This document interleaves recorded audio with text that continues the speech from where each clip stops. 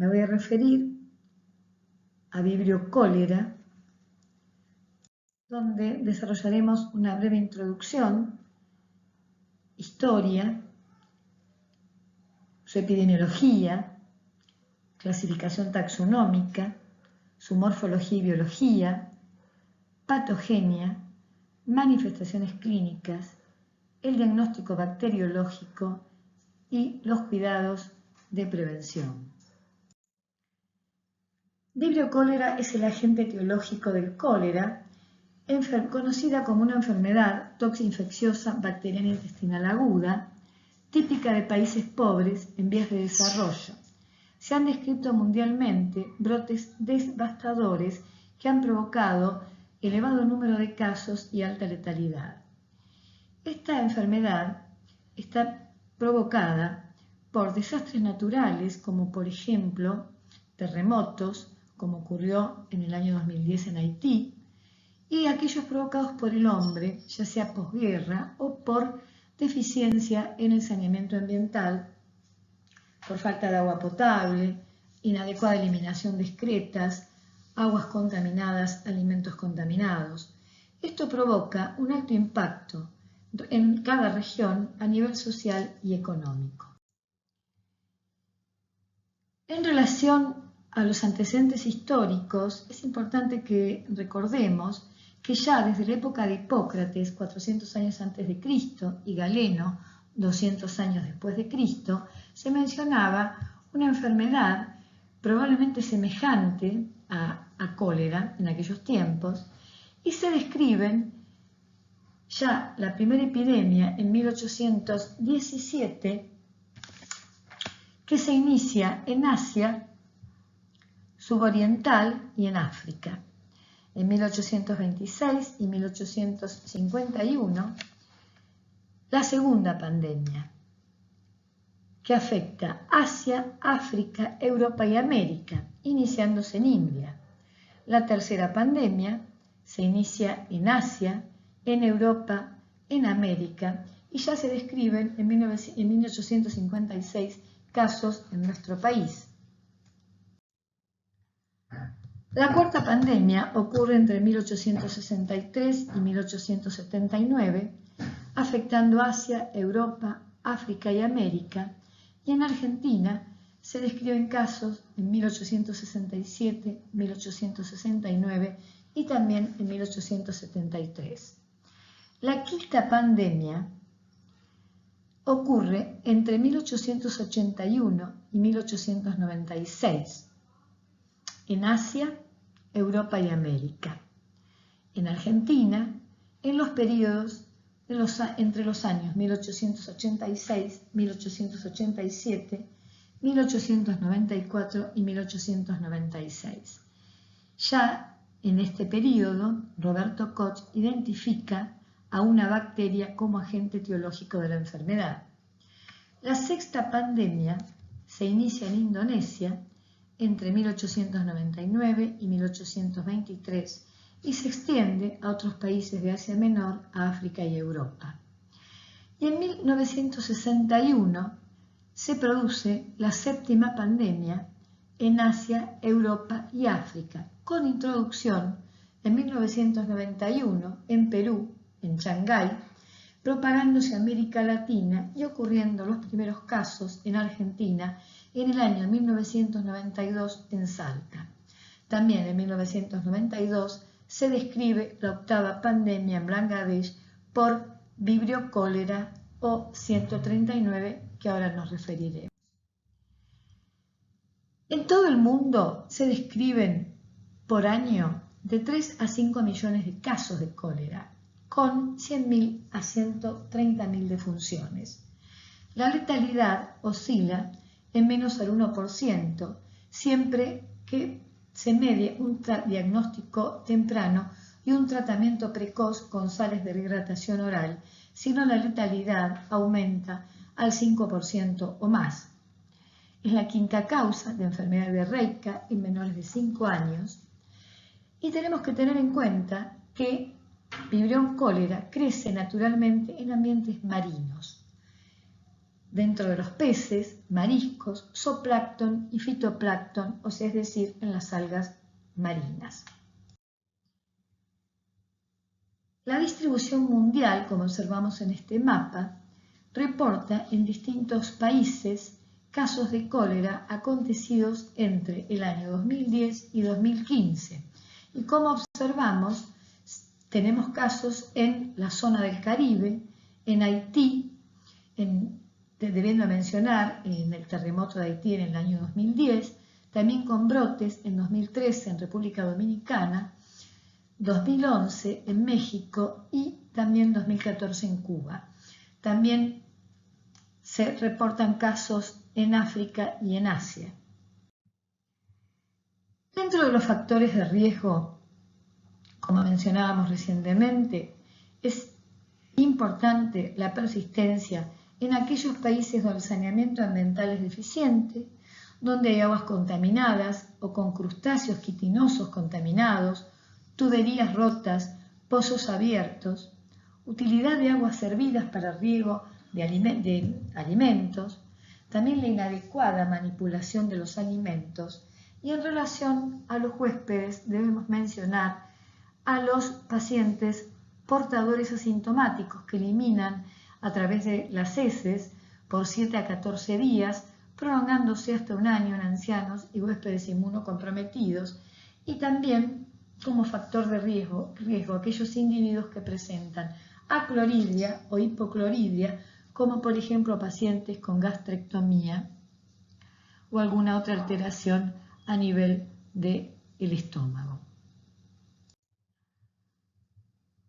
El huésped susceptible es el hombre, el único reservorio es el hombre, pero que a través de las heces y las manos sucias contamina el medio ambiente. El inóculo o dosis infectiva es elevada, 10 a la 7 a 10 a la 10 unidades formadoras de colonias en individuos con pH gástrico normal, siendo menor la dosis infectiva en pacientes que presentan acloridia o hipocloridia. El mecanismo de transmisión es fecal-oral a través, como mencionamos, de la ingesta de agua y alimentos contaminados, persona a persona, a través de las manos sucias, a través de fómites y vectores como las moscas. Es una enfermedad de notificación obligatoria en forma inmediata. La cadena de transmisión, como lo observamos en este esquema, tiene relación, como nos referíamos recientemente, que el hombre se contamina a través de la ingesta de agua o alimentos contaminados, fundamentalmente peces, mariscos, ostras, ceviche, y a través de las heces contamina distintos alimentos y el agua, y la cadena epidemiológica vuelve a contaminar a otros individuos. En relación a la taxonomía, pertenece a la familia Vibronaceae, género Vibria, especie cólera, y hay otras especies patógenas que no provocan cólera, pero sí, como el parahemolítico fulnificus, que provocan bacteriemia y pueden provocar sepsis. En relación a la morfología y biología del vibrio cólera, son bacilos gram negativos que presentan forma de coma, tienen un tamaño aproximado de 0,5 por 1,5 a 3 micras, presentan pili y flagelos polares, no presentan cápsula, no esporulan, son bacterias móviles, aerobias, anaerobias facultativas. Son bacterias fermentadoras, oxidasa y catalasa positivas, tienen una temperatura con un rango de crecimiento entre 14 y 40 grados centígrados, con un pH óptimo de 7, con un rango de 6 a 9, y requieren para su crecimiento altas concentraciones de cloruro de sodio. Por eso en aguas marinas con gran salinidad persisten durante tanto tiempo y son sensibles a los ácidos gástricos. Los determinantes de patogenicidad se refieren a las adhesinas, flagelos, hemaglutininas, mucinasas, proteasas, también neuraminidasas, enzimas, y fundamentalmente el mecanismo de acción está dado por exotoxina, toxina colérica, subunidad A y B. La estructura antigénica que presenta en la pared, como toda bacteria gram negativa, los lipopolisacáridos, con la endotoxina, polisacárido central, pero debemos hacer una mención especial a la cadena lateral que presenta un polisacárido O que actúa como antígeno para dividirla en distintos serogrupos.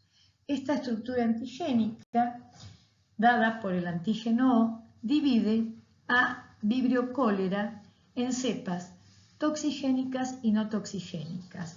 Las no toxigénicas se encuentran en el medio acuático y predominan sobre las toxigénicas, pero vamos a hacer referencia a Vibrio cholera toxigénico, que es el O1 y el O139, cepas toxigénicas y que producen epidemias. Vibrio cholera O1 a su vez se clasifican en serotipos como Inaba y Ogawa, que se encuentran naturalmente, y el Glicoshima, que ha sido aislado en el laboratorio, y biotipos clásico y el TOR. En relación a la inmunidad que desarrolla el huésped frente a esta bacteria, podemos mencionar mecanismos inespecíficos y específicos.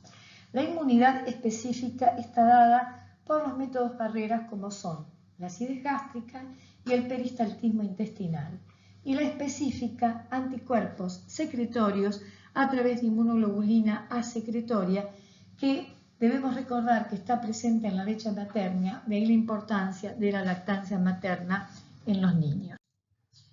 En relación a la patogenia, ingresa la bacteria por vía oral, se adhiere a la mucosa intestinal penetrando al enterocito se adhiere a través de adhesinas y penetra al enterocito a través de la producción de enzimas como mucinasa, proteasa, neuraminidasas, y se libera la toxina colérica, que lo que provoca es el bloqueo en la absorción de cloruro de sodio, secretando cloro y agua a la luz intestinal y provocando diarrea líquida y deshidratación.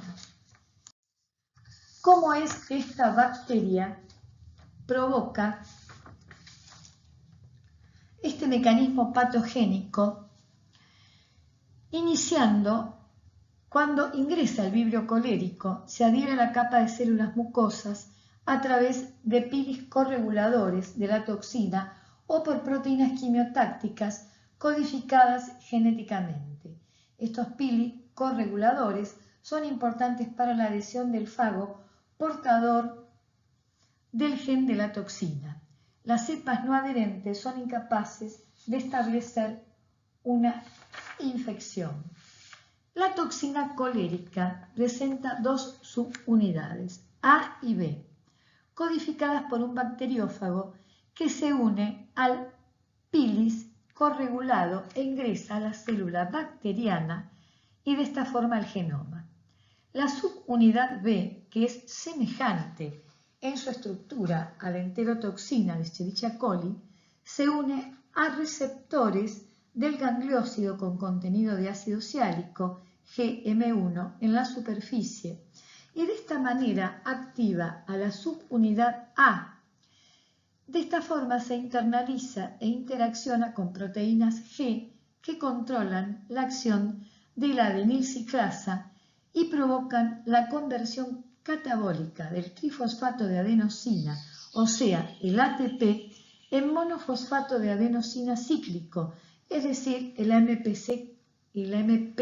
cíclico, generando hipersecreción de agua y electrolitos como cloruro de sodio, y de esta manera provocando intensa diarrea acuosa, pudiendo perder hasta 1 litro de líquidos por hora en las formas graves, generando deshidratación, pudiendo provocar el shock hipovolémico y la muerte. En relación a las manifestaciones clínicas, el periodo de incubación se refiere a 2 a 3 días con un rango de horas a 5 días. La mayoría de los casos son asintomáticos siendo estos casos muy importantes por el rol que cumplen como portadores asintomáticos, como nos referimos anteriormente, pudiendo eliminar en las heces entre 7 a 14 días y siendo prolongado en ancianos e inmunocomprometidos hasta un año. Las formas sintomáticas, que el 80% provocan cuadros leves a moderados. Pueden presentarse un periodo prodrómico con sensación de malestar abdominal y náuseas e instalándose la diarrea, que tiene características importantes porque es una diarrea líquida, acuosa, frecuente, copiosa, blanquecina, inodora, conocida por su aspecto como diarrea en agua de arroz. En un 25% de los casos se pueden presentar vómitos, deshidratación con sus distintos grados y en las formas graves y con no mediar un diagnóstico y un tratamiento temprano, llegar al shock hipovolémico y a la muerte. El diagnóstico bacteriológico, su primer paso es la sospecha clínico-epidemiológica, de acuerdo a lo que acontece en la región. De esa forma debemos tomar la decisión para poder aislar a la bacteria y decidir el estudio a solicitar. La toma de muestras se realizará en las heces o el contenido gastrointestinal, más frecuentemente en las heces a través de la toma de un hisopado rectal o a través de la toma de coprocultivo. Debemos tener en cuenta que en el caso debemos transportarla a través de un medio de transporte de elección Cariblear. El procesamiento de la muestra se realizará al examen directo, donde se observan bacilos gram negativo curvos en forma de coma, y para su cultivo, para aislamiento, se realizará el mismo en medios selectivos, como lo es el tiosulfato citrato, sales biliares y sacarosa, conocido como TCDS, o también en medios enriquecidos con agua peptonada alcalina. Se procederá a la identificación, la serotipificación y se realizará el antibiograma para detectar cepas resistentes a diferentes antibióticos. Se realizará el informe y la interpretación de los resultados. En relación a las medidas de prevención, deben fortalecer las mismas las acciones de promoción de la salud y garantizar el acceso al suministro de agua potable y saneamiento ambiental a través de adecuada eliminación de excretas. Se debe realizar una educación sanitaria continua, higiene de manos y manipulación correcta de los alimentos, capacitación sobre el tratamiento clínico de la diarrea aguda, ya que un diagnóstico temprano y un tratamiento a través de las sales de rehidratación oral en caso de formas graves, hidratación parenteral, se evita que se provoque la deshidratación, el shock hipovolémico y la muerte del paciente. Además, dentro de las medidas de prevención debemos tener importancia en lo que es el control del foco a través de los contactos con quimioprofilaxis, con antibióticos, y también contamos con vacunas anticoléricas. Las mismas son indicadas en regiones endémicas, pero siempre asociadas a las medidas de prevención que hemos referido. En conclusión, Vibrio cólera provoca el cólera, una infección provocada a nivel intestinal a través de una toxina, provocando diarrea acuosa, voluminosa, conocida como agua de arroz, que puede llevar al individuo a la deshidratación y a la muerte si no mediamos un diagnóstico, una sospecha diagnóstica, un diagnóstico temprano y un tratamiento temprano y oportuno con sales de rehidratación oral, para de esta forma poder hacer el control de los contactos y empezar a tomar medidas inmediatas de saneamiento y control de los alimentos, el agua, higiene de manos, con una prevención para poder fortalecer y garantizar el control de la diseminación de la misma.